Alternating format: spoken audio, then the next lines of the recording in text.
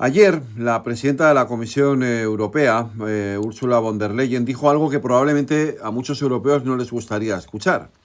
Dijo que Europa ya no puede ser la guardiana del orden internacional basado en normas, que ese mundo, el que conocíamos, el que creíamos estable, el que pensábamos que estaba protegido por reglas, instituciones y tratados, ese mundo había desaparecido. Es una frase dura, pero probablemente, de alguna manera, es una frase honesta. Durante décadas, Europa vivió convencida de que la historia avanzaba en una dirección bastante clara.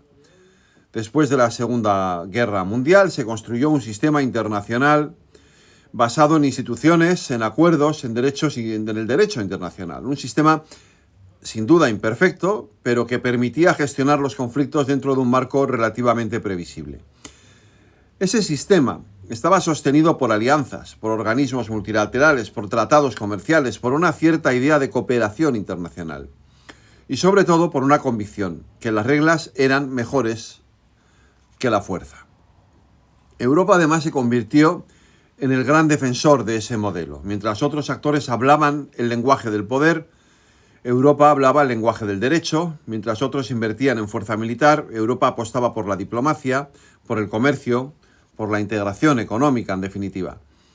Y durante bastante tiempo eso funcionó, pero el mundo, de pronto, ha cambiado. Hoy vivimos en una realidad mucho más incómoda, una realidad en la que las reglas ya no bastan para proteger los intereses de los países, una realidad en la que las grandes potencias vuelven a actuar sin demasiados complejos, guiadas por sus intereses estratégicos.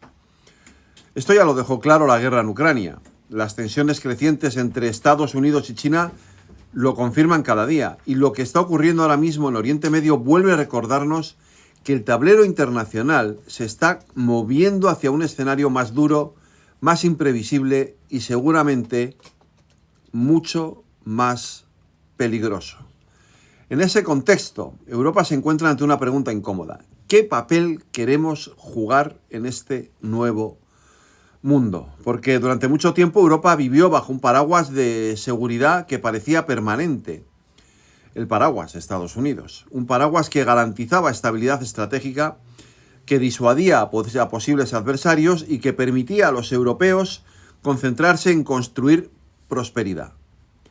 Gracias a ese paraguas, Europa pudo desarrollar algo extraordinario, el proyecto de integración política y económica más ambicioso de la historia contemporánea. Pero ese equilibrio ya no es tan evidente. Estados Unidos sigue siendo el aliado fundamental de Europa y seguirá siéndolo, no me cabe duda. Después de Trump vendrán otros. La relación transatlántica es una de las columnas vertebrales del orden internacional. Romper esa relación sería sin duda un error estratégico monumental. Pero reconocer eso no significa aceptar que Europa deba actuar siempre como un actor subordinado. Y aquí es donde empieza el verdadero debate y lo que yo creo que se equivoca Ursula von der Leyen. Porque si algo está demostrando esta nueva etapa de la historia es que los países que no tienen capacidad estratégica propia terminan dependiendo de las decisiones de otros.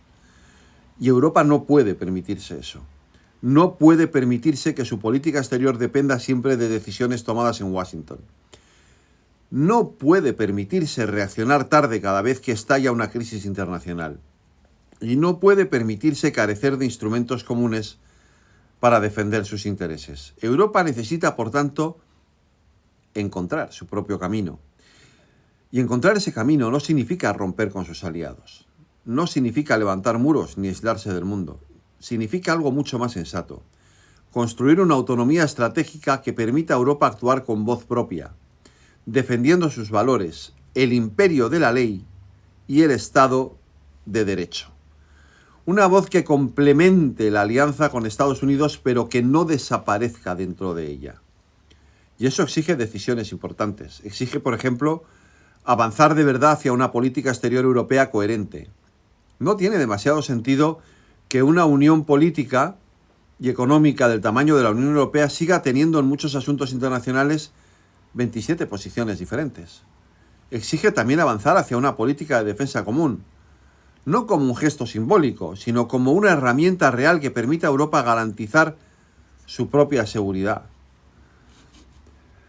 Durante años, cada vez que se hablaba de defensa europea surgían dudas.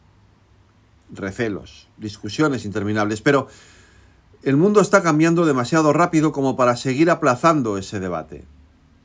No se trata de militarizarse, no es lo que necesita Europa, pero sí necesita ser capaz de protegerse.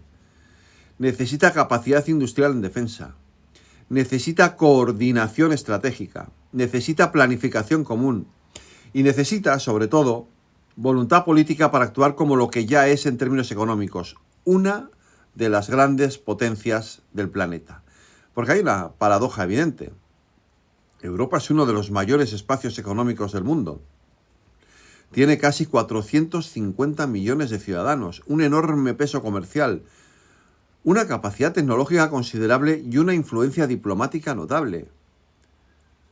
Pero muchas veces actúa en el escenario internacional como si fuera un actor secundario.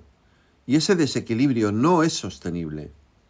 Si el mundo entra, como parece, en una etapa más competitiva entre grandes bloques, Europa tendrá que decidir si quiere ser uno de esos bloques o si prefiere limitarse a observar cómo otros toman las decisiones.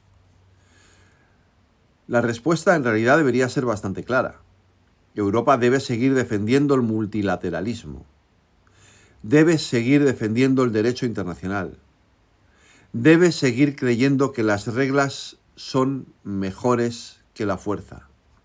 Pero también debe asumir que en el mundo real las reglas solo funcionan cuando quienes las defienden tienen capacidad para sostenerlas. Y esa es probablemente la gran lección de este momento histórico. Aquí no basta con tener razón. También hay que tener capacidad. Europa tiene ahora la oportunidad de dar ese paso, de madurar políticamente, de actuar con más cohesión, con más realismo y con más ambición estratégica. No para competir con sus aliados, no para sustituir las alianzas que han garantizado décadas de estabilidad, sino para reforzarlas desde una posición más equilibrada. Porque en el nuevo mundo que está emergiendo, la debilidad no protege a nadie. Y Europa, si quiere seguir siendo un actor relevante en la historia, tendrá que aprender a moverse en ese nuevo tablero. Con prudencia, por supuesto, con responsabilidad, pero también con determinación. Miren, el mundo sin duda ha cambiado. Eso ya lo tenemos claro. Ahora le toca a Europa decidir si también quiere cambiar con él.